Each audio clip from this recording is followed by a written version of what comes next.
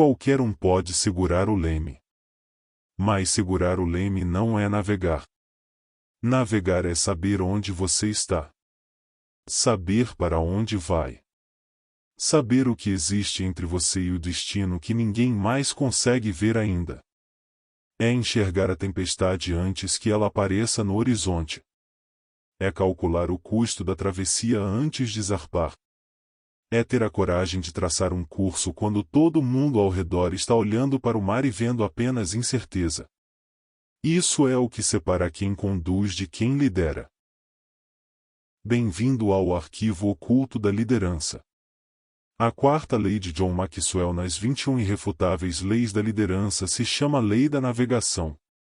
E ela parte de uma observação que parece simples, mas que revela uma das maiores falhas de liderança que existem nas organizações de hoje. A maioria dos líderes sabe executar, sabe delegar, sabe motivar, mas não sabe navegar.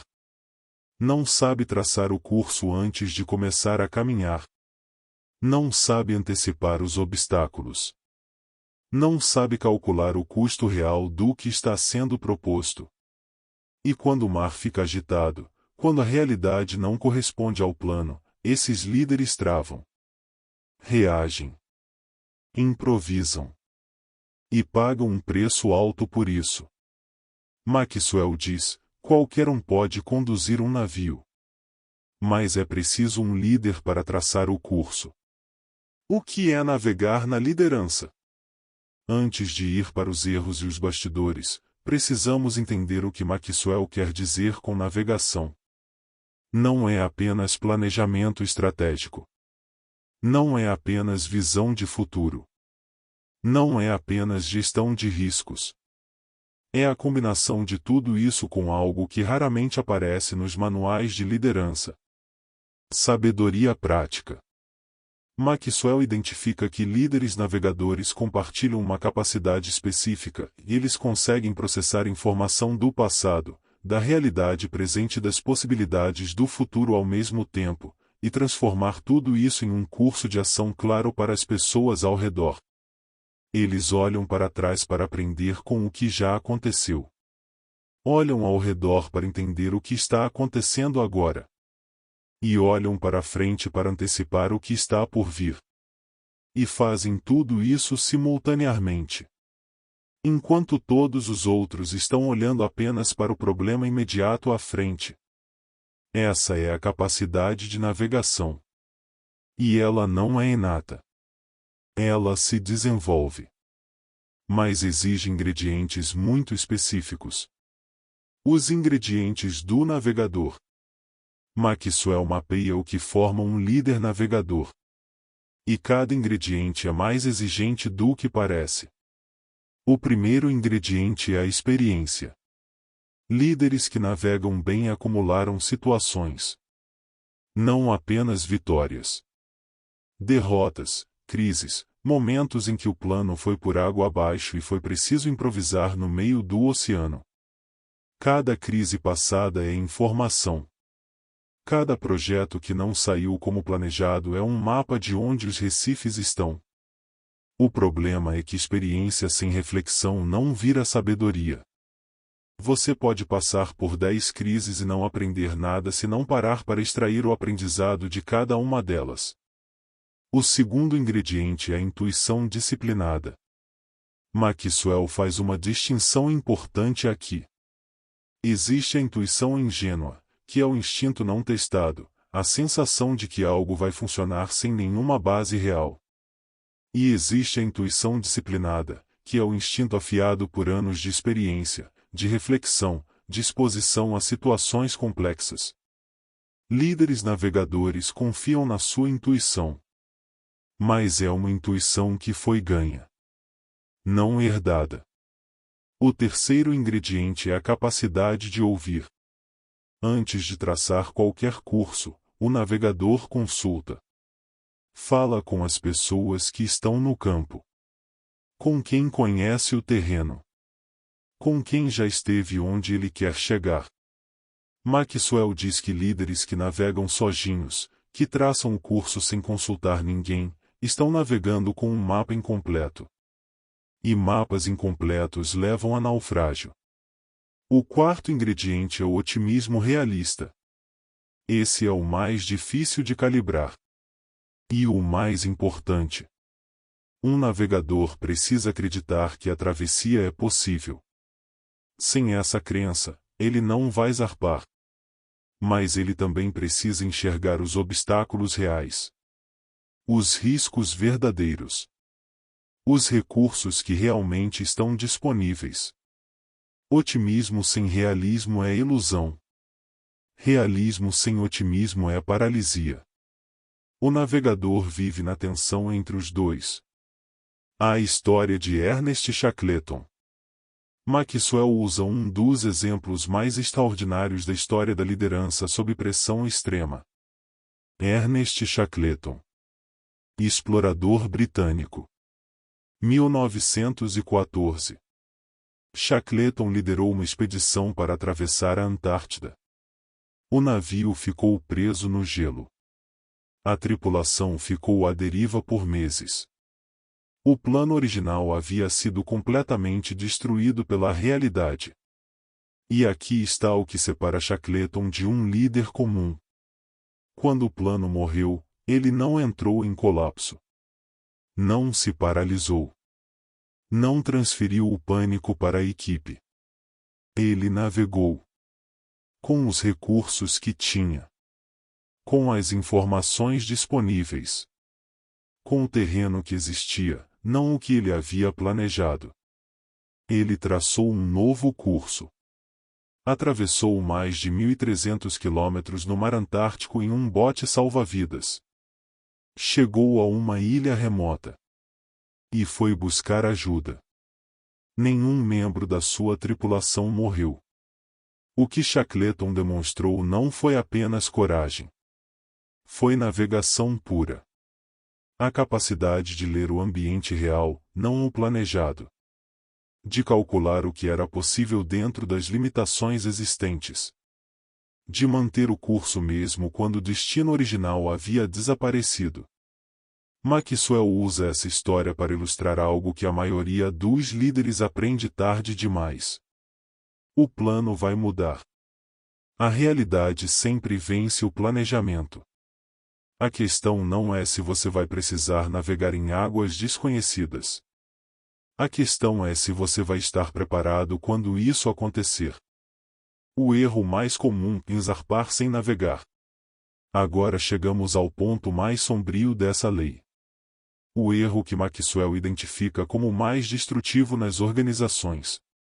Líderes que zarpar sem ter navegado. Que lançam iniciativas sem calcular o custo real. Que prometem transformações sem entender o que a travessia exige.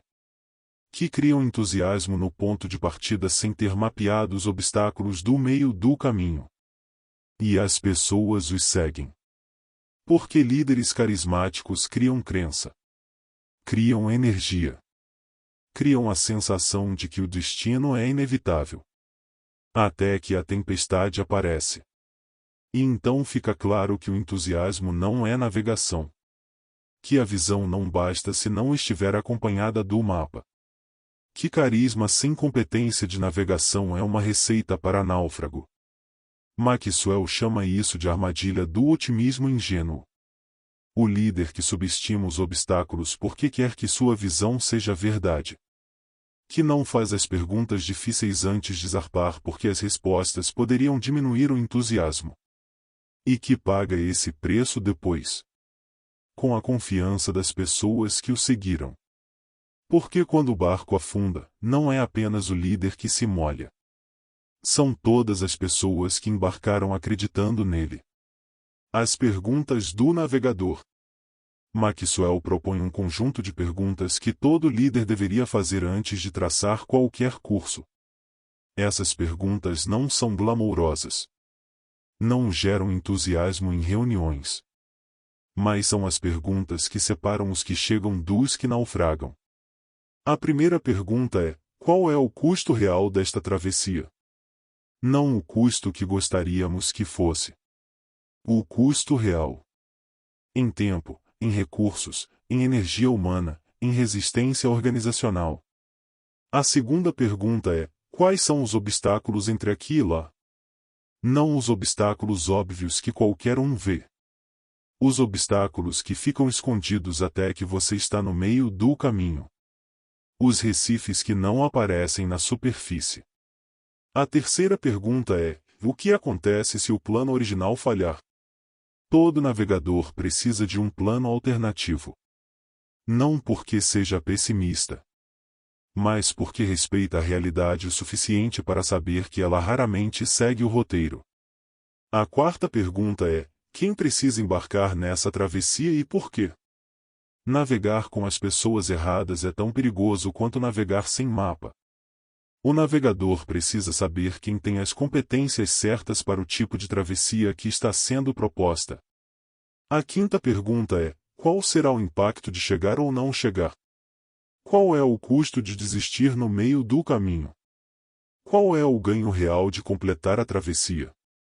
Essa clareza é o que mantém o navegador em movimento quando o mar fica pesado. Como desenvolver a navegação? Vamos transformar essa lei em prática concreta. Primeiro, antes de qualquer iniciativa, crie o que Maxwell chama de mapa da travessia. Uma análise honesta do que está entre você e o objetivo. Não apenas a visão do destino. O mapa completo, incluindo os obstáculos que você preferia que não existissem. Segundo, construa o hábito de consultar antes de decidir. Identifique as pessoas ao redor que têm experiência com o terreno que você está prestes a atravessar. Não para terceirizar a decisão. Para completar o seu mapa. Terceiro, documente suas travessias anteriores. O que funcionou? O que não funcionou? Onde os recifes estavam que você não havia mapeado?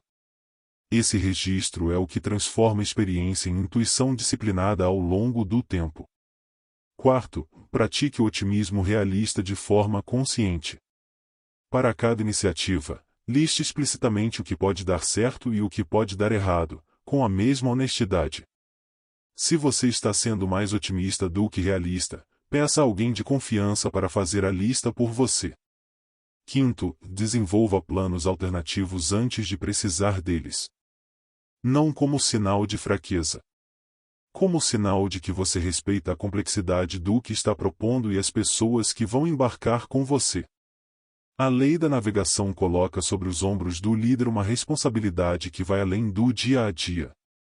A responsabilidade de enxergar o que os outros ainda não conseguem ver.